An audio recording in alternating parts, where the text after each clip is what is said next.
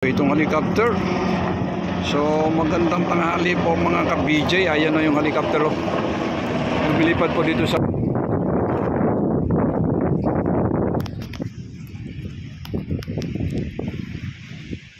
nagkikintaban niya salamin ng mga yate po mga ka-BJ. Dami talaga rito mga yate. Doon maluwag po yan hanggang doon po yun sa dulo. So ito po ang ano nila, ito po ang garahe nila kumbaga. Dito po sila nagtatago. So dito po kahit gaano kalaki ng ano ng alon, pagdating diyan wala, tahimik lang po sila doon.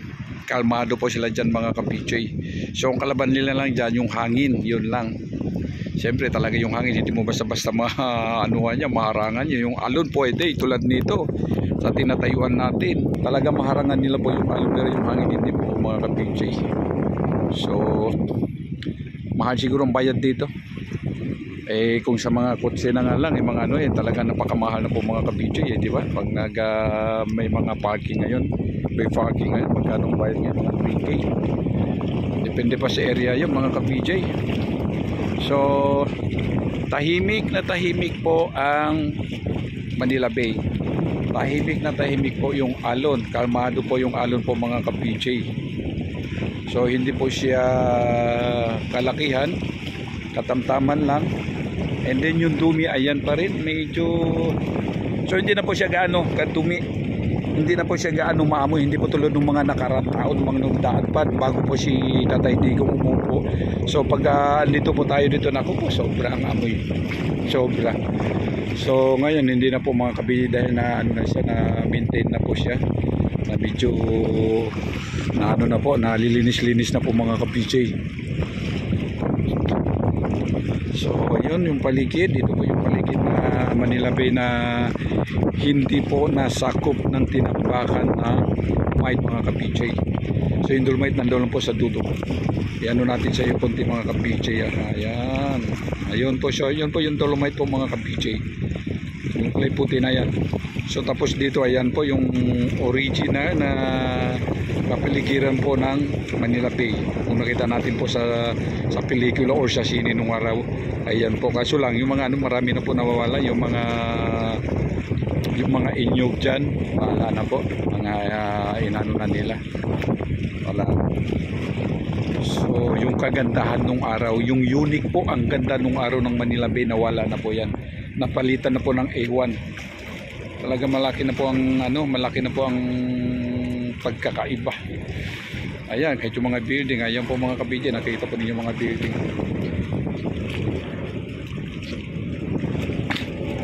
So ito po mga ka-BJ, pinasyalan natin po ito, binalikan po natin ito mga ka-BJ, tiningnan po natin ito dahil sa mga nagdaang bagyo, dahil sa nagdaang ulan. Ilan ano ba yan, 1 linggo po mahigit mga ka-BJ ang ulan. Grabe talaga, grabe ang ulan talaga, araw gabi talaga, walang hinto, walang patin, talagang ulan siya, ang lalakas.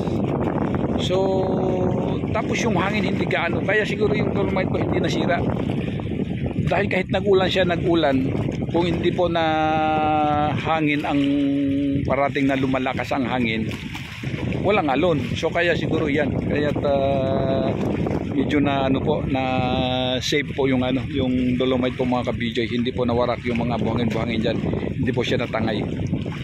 Hindi po tulad ng mga nakarang bagyo, yung mga nakarang taon. Talaga pag may bagyo talaga grabe. So nakarang wala, okay lang po mga ka-BJ. Daming barko sa ano, zoom natin po kunti mga ka-BJ sa inyo. Ang daming mga barko doon, no, sa Lauto. Alam mo may isang syudad doon. So ang karamihan po dyan mga ka-BJ, yung mga barko nagtatambak ng buhangin po dito sa tapat ng Manila Bay mga ka-BJ. Tapos ayan yung pier, ayun mga ka-BJ, mukhang ano ba yan, pandigma ata ito, dito. Mukhang pandigma ata itong barko nito ha. Mukhang military ano ito ha, military na ba sa tapat ng ano ng H2O mga ka-BJ.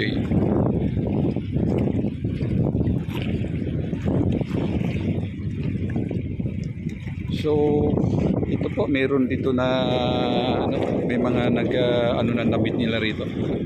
Nagbibilad ng damit. So ang sarap siguro nasa ano no, nasa yate pag nasa laut ka. Nandoon kayo sa gitna ng laut. Nakayate ka. Mga tulad dyan, no? Tulad nung mga maglalaki na yate na yung mga kabidyo. Iba talaga pag mayaman ano. Ibang iba talaga. Ito ang Central Bank. Ibang iba talaga ang mayaman. Malayo talaga pagkakaiba ng mayaman at saka ng mga mahihirap talaga. Ayun talaga, mga mayayaman, kahit anong gusto nila, kayang nila kunin, kaya nila bilhin. Pero yung mga mahihirap, hanggang sa pangarap na lang. Hanggang sa guni-guni na lang po mga ka-PJ. Ika nga nila, kaya ni panaginip po, hindi kaya natin kukunin eh. Hindi panaginip po, wala eh. Guni-guni lang, hanggang pangarap lang. Bakit? Mangarap pa lang ng mangarap, wala namang bayad ng pangarap. Ganun lang talaga ang buhay natin at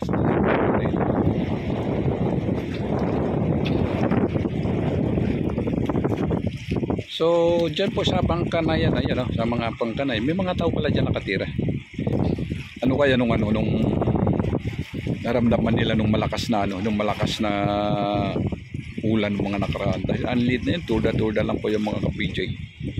So hindi sila tulad ng mga badyaw. Ano mga badyaw talaga sa Mindanao, lalong-lalo po doon sa Tawi-Tawi, doon sa may parting Sibuto, si Tangkay. Naku, ang dami ng mga ganyan. Dati nung araw nung nandoon pa ako, ang dami pa nila. Kasi yung mga badyaw talaga, yung mga ka-PJ, yung mga nanghihingi sa atin dyan, dito sa mga jeep natin dyan, nakikita ninyo, mga badyaw na yan. Ang original po nila dyan, hindi po nakatira sa lupa yan, hindi po nakatira sa bahay. Ang original po talaga ay nakatira po sa bangka lang yan. Sa bangka lang po sila nakatira. So doon na sila lahat. Eh, malilit lang bangka. Siyempre, bangka lang yan eh. So andoon na po sila lahat. Andoon na po lahat. Andoon na po nung dining room nila. Andoon na po yung kwarto nila. Andoon na po yung share nila. Andoon na po lahat. Andoon na po yung salas nila. Andoon na po sila lahat. Kung sila ay 10, doon lang po sila nagsisiksikan mga ka-PJ. Andoon po sila. So ngayon, nung pagbalik ko po doon sa Tawi-Tawi mga 2000 na year 2000 na pagpasok na 2000, wala na po mga ka-PJ. Puros na sa mga na sila, na sa mga bahay na lang. So yung bahay nila, ibang-iba po sa mga kabahayan po natin mga ka-PJ. Basta bahay lang, may dingding lang, may atip lang, okay na. Yun po ang bahay nila, halo-halo sila doon mga ka-PJ. Doon na po sila nakatira po mga. Yun na po ang bangka nila, doon po sila nakatira. Kung ilan man sila diyan, pamilya nila, doon po sila lahat mga ka-PJ. So yun sana ang gusto ko i-vlog nung pagbalik ko doon sa Tawi-Tawi. Yun pala wala na pala mga ganun. Hanggang sa kwento na lang, yung mga nakaabot tulad ko, naabutan ko yon. So hanggang sa kwento na lang po mga ka-PJ. So kaya po sa kanila hindi naman ito salitang yung pag-abot sa mga mag-asawa, baliwala na rin sa kanila yung mga ka-PJ dahil halo-halo po sila. Doon na po sila lahat. Tinawag sila ng CR, doon na lang sa gilid-gilid lang.